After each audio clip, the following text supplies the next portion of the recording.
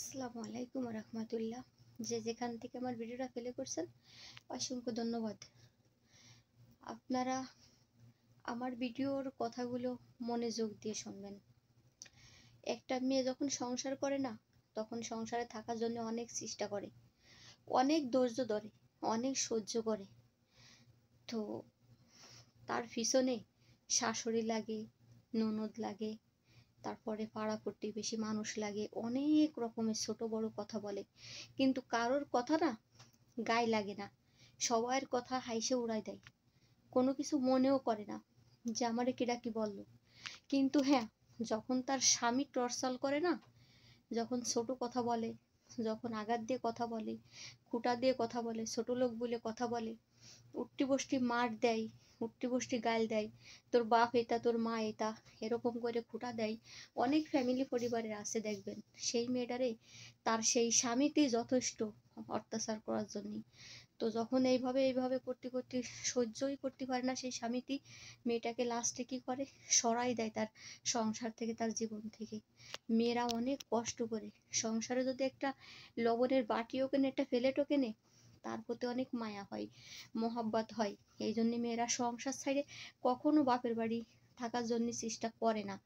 তারপরে এত চেষ্টা করার পরও সেই মেয়েটাকে সংসারে রাখে না। না রাখার পরে মেয়েটা তো কোথায় যাবে, আর বাপের বাড়ি ভাই বাড়ি আসে, আসার পরে সেখানেও অনেক নির্যাতনে থাকে। ডিভোর্সি মেয়েদেরকে কেউ দেখতে পারে না, তারা পাড়ার মানুষের কাছে শত্রু হয়ে যায়, ঘরের মানুষের কাছে শত্রু হয়ে যায়।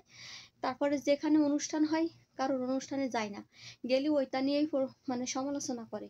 আর এই সমালোচনা শোনার ভয়তে সেই মেয়ে যায় না।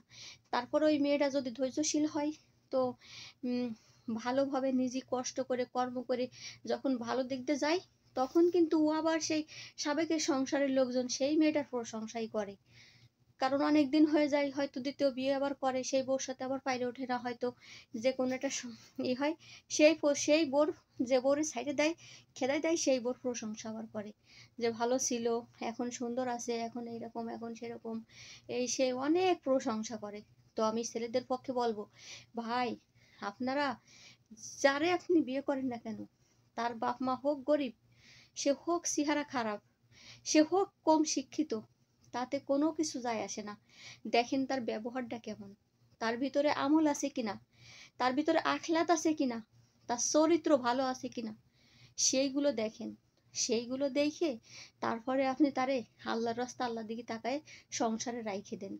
কারণ সংসার থেকে তাড়াইয়ে সেই মেয়েটা যেরকম অশান্তিতে জ্বলে, ছেলেটাও কিন্তু বেশি একটা ভালো থাকতে পারে না, ছেলেরাও কিন্তু বেশি একটা ভালো থাকতে পারে না।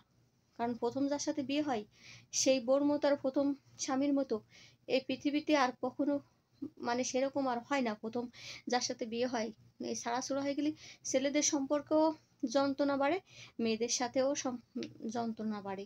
তো যন্ত্রণা ছাড়া কেউ কখনো ভালো থাকতে পারে না। তাই আমি বলবো, যার আপনার ভাগ্য ছিল, বিয়ে করেছেন, তারে বড় মর্যাদা দেন, তারে স্বীকৃতি দেন, তারে সম্মান করেন, ভালোবাসেন।